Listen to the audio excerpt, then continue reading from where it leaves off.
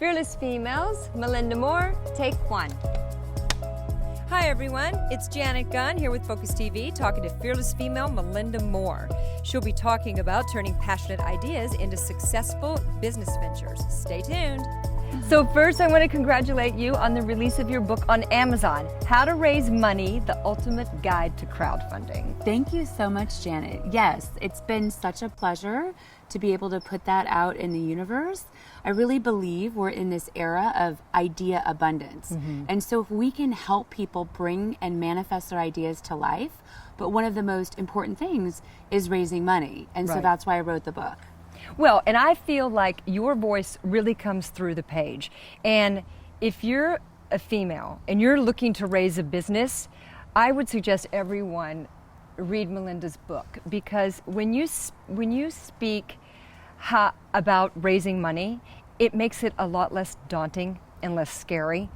Absolutely. So like I said, I mean, for me, I've been an entrepreneur, had a couple companies, sold them, and really realized on that path the challenges, particularly in being a woman, to raise money. And I wanted to do something about that. So I wrote this book. I got into crowdfunding, which is a very powerful source of alternative finance. And in fact, this year it's going to surpass venture capital. So as a person, and particularly as a woman, I have a 1 in 2,000 chance that I would be venture backed, which means 1 in 2,000? Which means I have a better chance of getting into Harvard than I do having a venture backed company.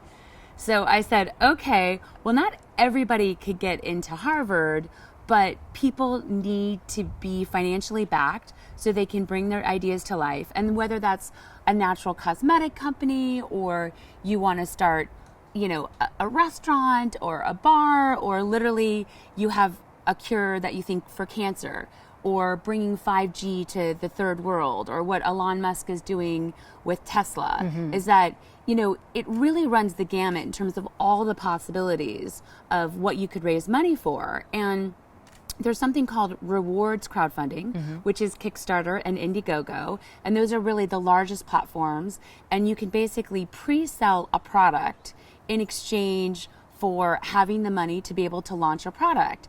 And so whether that's an electronic bike or a new beauty product, or even like a Boss Ladies magazine, friends of mine raised money through Indiegogo to do a campaign and to be able to bring that magazine to life. And so it's a great way to raise money, to create market validation for your product. And then recently there's equity crowdfunding, where you can actually raise up to $50 million now. That's unbelievable, and that's a lot of money. $50 million. It's $50 million, from $2 to $50 million. So we're really talking about being able to raise anything from a couple $1,000s from a typical crowdfunding rewards-based campaign, all the way up to having, you know, serious growth capital to expand your business up to $50 million. And you're very passionate about content with health and sustainability. Absolutely. So anything that is better off for our planet, you really look into having those kind of ideas funded. Is that where your passion lies, is around? Yeah, I mean, I would health? say, like, I'm very passionate about empowering entrepreneurs, and then in particular women and minorities that have harder access.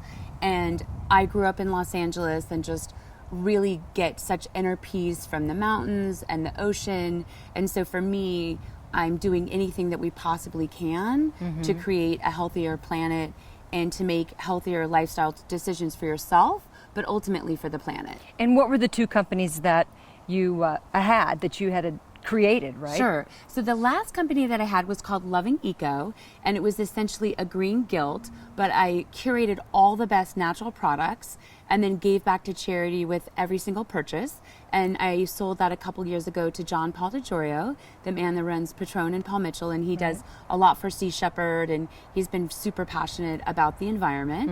And then before that, I had a company called STV Communications, which was more in the media space. And so those are the two companies that I literally helped found, and they were both sold. And then what you talk about in your book too is that technology is very personal. Can you explain how it was personal for you? Yes. So, you know, part of the thing too, that it's like, I believe in life, you know, make the most of your life. I mean, you have no idea how long we're really going to be here. And I had a big scare a couple years ago with breast cancer. And so honestly, it was early detection, like a 3D mammogram that saved my life. And that's the reason why I'm here. And so I feel like technology literally has the power to save people's lives and to save the planet. So if there's a way that I can help spread that, I'm going to do everything in my power to do that. And we're seeing more and more and more of that. And I'm sure that you being a woman, you're always entertaining people and saying, let's get involved in technology. It's super important to embrace technology. Absolutely. I run a group with my business partner from Loving Eco, Justine Lassoff, and it's called TuesdayNights.org, and it's for women, and we do these events to help network and empower women, but we always give back to charity, and our most recent event was at Google, and so we're trying to do a lot within STEM, which is, it's right now in our culture, it's like great to be famous and everybody wants to be on TV or a famous beauty blogger, things like that. But what I'm trying to make sexy is the people that are coding, the people that are engineers, the people that can build products, that can bring ideas to life. Do you think it's a good time to be an entrepreneur right now? I think there's actually never been a better time to be an entrepreneur. And that's because the technology barriers are so low. So in order to create a website and sell a product, you could literally use Wix or Squarespace or WordPress, and you could put it up in just a couple days. You can use Indiegogo or Kickstarter to raise the money. I mean, these are completely unprecedented. Before, it cost hundreds of thousands of dollars and took several months. And so I feel like with the technology barriers coming down, with equity crowdfunding coming in, and Obama put the Jobs Act into place in 2012 to allow accredited and non-accredited investors to back people. So basically, if you're passionate about something and you want to bring it to life, then you need to get your community of followers and believers behind you to support your dreams. Because I feel like now I see people, they have a thought and about a business or something that they want to do, and it seems that there's more follow through now. Do you witness that? I do. I mean, I think that there are businesses that are coming, it used to be sort of a certain profile of somebody who would create a business. And I think that profile of who's creating a business has really changed. There's a lot of moms that are coming back and they're starting businesses, whether it's TaskRabbit or it's a blog or it's Dry Bar. There's a lot of minorities that are coming in and starting companies. And so I think that there's so much more diversity in who's bringing companies to life, and I think that we need to embrace that and continue that trend. And you graduated from UCLA with a degree in psychology, right? I did, yes. Okay, so when you were at UCLA, were you interested in technology the way that you are today back then? Yeah, it was really interesting. I was set to get a PhD in psychology, and I was on that track. And then I started to take some classes through the business school when I was an undergrad, and really started to realize the power of creating businesses and technology. And actually Peter Guber was teaching the class, and he brought all these amazing thought leaders in technology. So the guy that created Netscape and people that were behind many of these like really fascinating technologies. And so I was kind of sitting in the back of the class, just kind of drawing and sort of architecting what I thought the future was. And I was like, wow, if we can really take the power of psychology and human information processing and combine that with technology, it's unlimited. It's doing good. You've won a couple of awards for everything that you've been involved in, right? Thank you. Yes, I have. Yeah. I've won a couple different awards. And that, I mean, it's always nice to get accolades, because I think I will say this, is that, starting a business now is kind of sexy. Right. But honestly, it's very hard work. And it's tricky raising the money, isn't it? I always say to people, if you're running a company, it takes 100% of your time to run the company, and then it takes another 100% of the time to raise the money.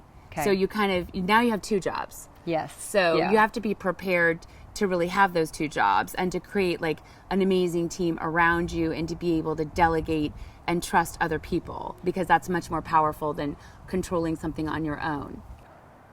Before we wrap up, I always like to ask my guests 4 questions. Number 1, tell me what you're grateful for today. Well, I'm just grateful to be alive, to be honest. I feel as a woman in this time, there really is, I feel just so lucky to be alive today as a woman and empowered. That's beautiful. And tell us something about yourself that we would never know from your resume. Well, from my resume, I would say I'm definitely a survivor. Like, it could look on the surface that I've had like a really kind of easy life, but that's absolutely not the case. I'm, a breast cancer survivor. I went through a really challenging divorce. And so what I like to teach people is that you can, have a level 5 hurricane hit your life and you can recover and you can have a rebirth and sort of like rise like a phoenix. Yes. And just do something that you really want to do. And then what is your morning routine look like? Well, I like to kind of snuggle in bed with myself and a little pillow, and I do a little meditation really on love, like on loving and accepting myself and that it can be great, and also just recognizing that it's important because we're in such a busy universe, but to just graciously love everybody around you and to treat them with kindness and to be empathetic. And I truly every morning I do a meditation about self-love and then truly giving love and kindness to others every day before I get out of bed. That's a great way to start the day.